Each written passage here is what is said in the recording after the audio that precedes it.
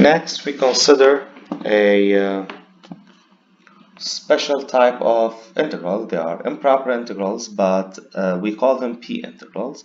They're very useful in practice, as you will see.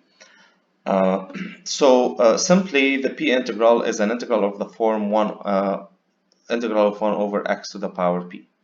But we consider two cases.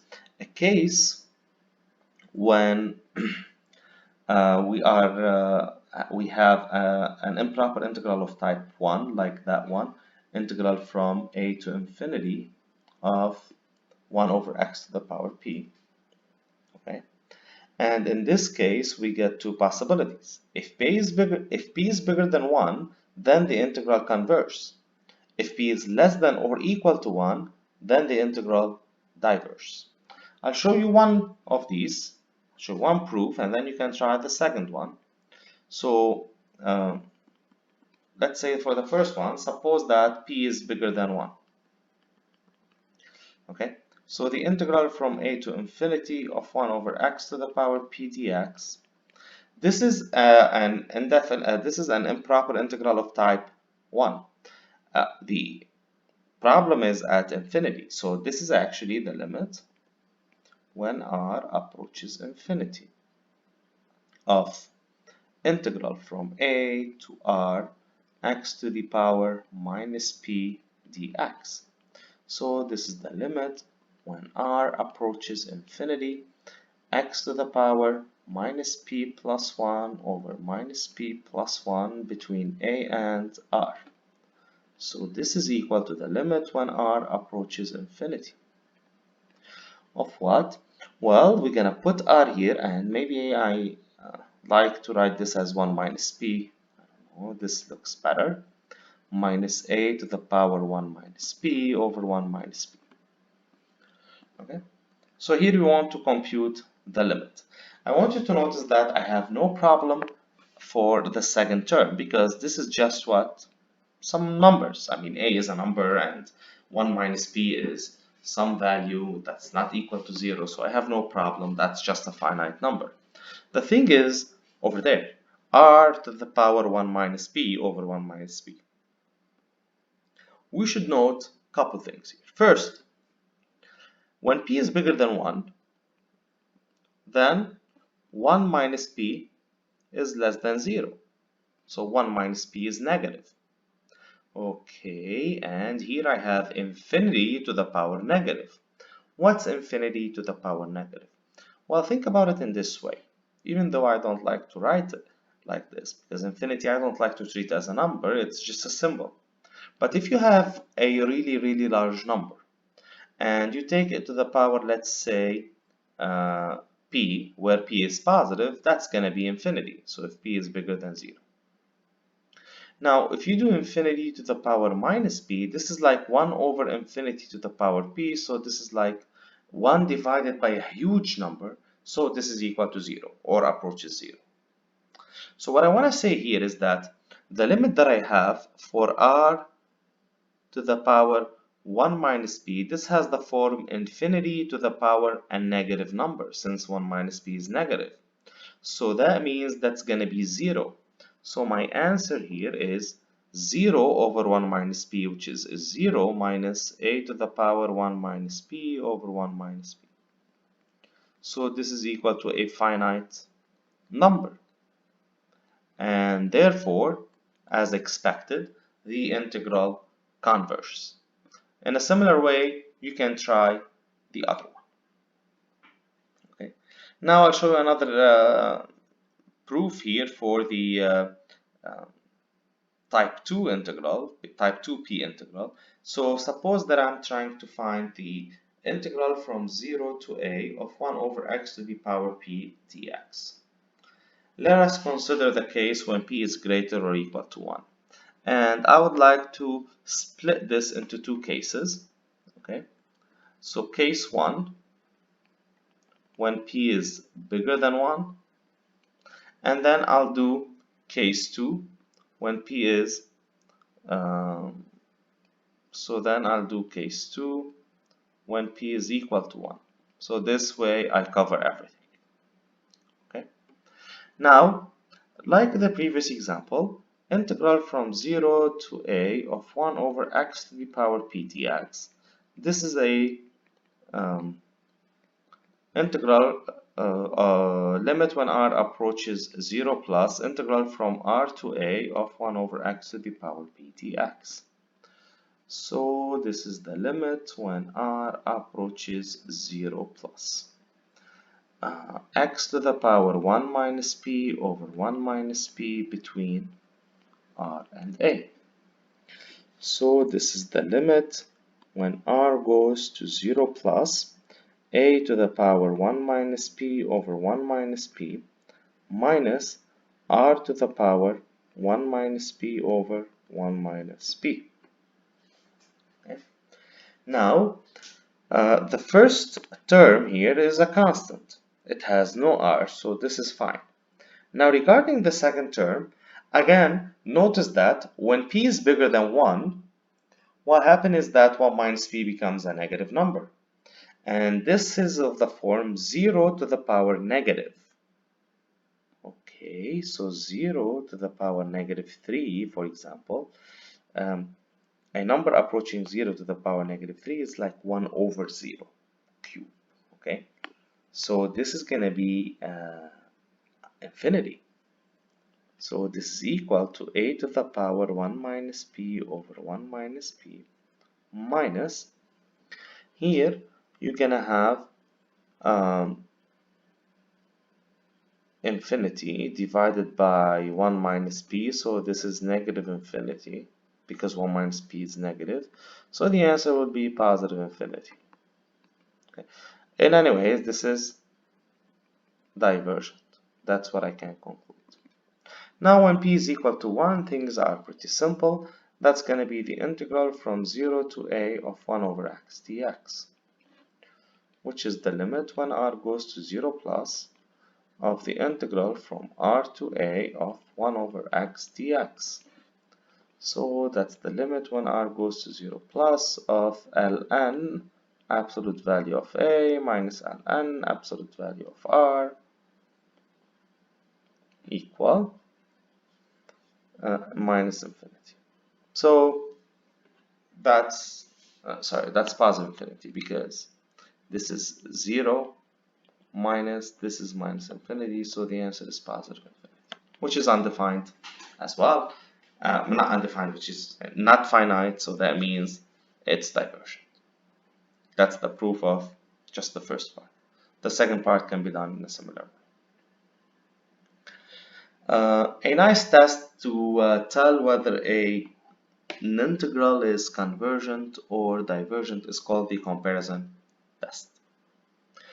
This test is actually helpful and useful in cases when the integral to evaluate is really hard, and we do have lots of them. Okay, so the idea is very simple. If you have two functions, let's say f and g, but I want you to be very careful, they must be positive. Okay, so f of x and g of x are positive, and f is bigger than g. It's not necessarily that f is going to be bigger than g from always or from 0. No, I just need it to be bigger than g over an infinite interval starting at some point a. Well, this a could be a million, could be 1 to infinity. So if the integral of the larger function from a to infinity converges, then the integral of the smaller one will converge as well. And we can illustrate this in the first figure here. If I know that the integral from a to infinity of f of x dx is convergent, that means that this area in green is finite. But this area in green is bigger than the area in blue, the one that corresponds to what? The area in blue is the integral of g of x from a to infinity. Okay, so if you have a finite number bigger than a number, then that number has to be finite. And remember, someone will say, okay, what if it's negative infinity? That's why we had this condition. It's positive, it can never be negative infinity. Okay, Now the other case is if the smaller function diverges. So if you see the blue area right here, this area is infinite in this case, and its value is infinite. So the integral of f of x dx from a to infinity is actually bigger than the blue area. So now you have something bigger than positive infinity, so this has to be also infinity. Okay, so for this reason, these two comparison work, and they are helpful. Here's an example to see how this can be used. I have the integral from 2 to infinity of cosine square of x dx, and they are asking us to show that it's convergent. Okay, first, computing this integral is really hard. And notice that they did not ask you to evaluate the integral even if it's convergent.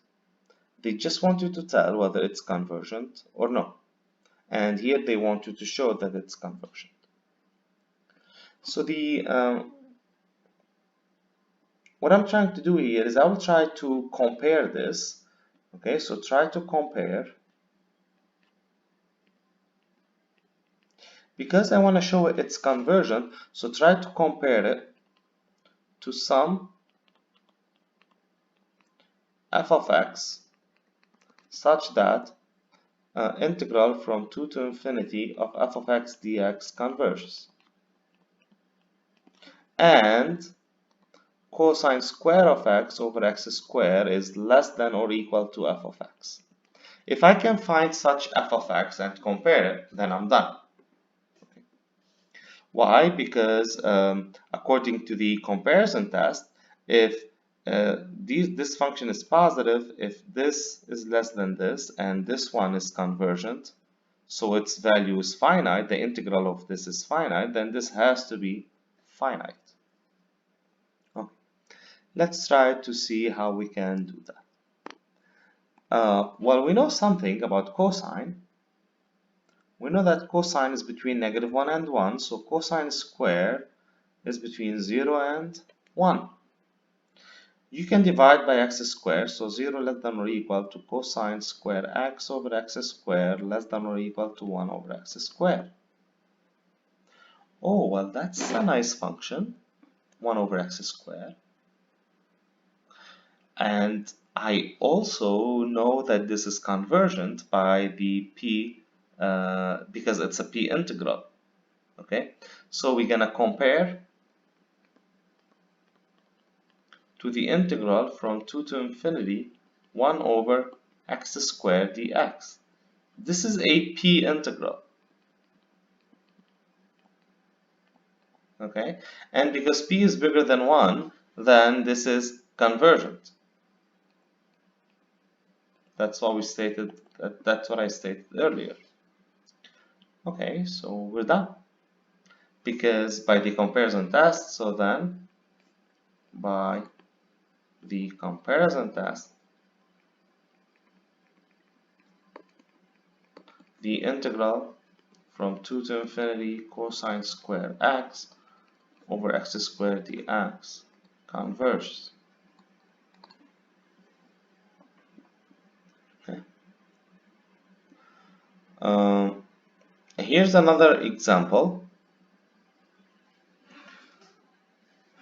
The integral from 1 to infinity of 1 plus e to the negative x divided by x dx. This integral is divergent. Here's why. Before I tell you why, I have to tell you that this integral is really hard to integrate. Okay? So we just need to tell whether it's convergent or divergent. And here, sometimes when the question is show that it's divergent or convergent makes it a bit easier.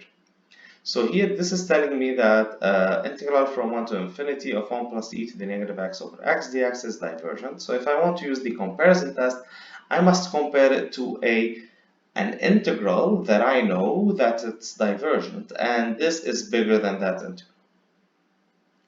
And most of the times, our comparison will be with p integrals, okay? So notice something, that 1 plus e to the negative x over x, this is bigger than 1 over x, because this quantity is positive. So now, this is a p integral. So now the integral from 1 to infinity, 1 over x dx. Okay? So this is a p integral. And this falls in the case when p, which is here, is greater or equal to 1. And in this case, the integral diverges. Now, in my case, I know now this is divergent, and this guy is bigger than this. When I say divergent, that means here it's infinity. And when this is bigger than this, so it has to be also infinity. So then, by the comparison test,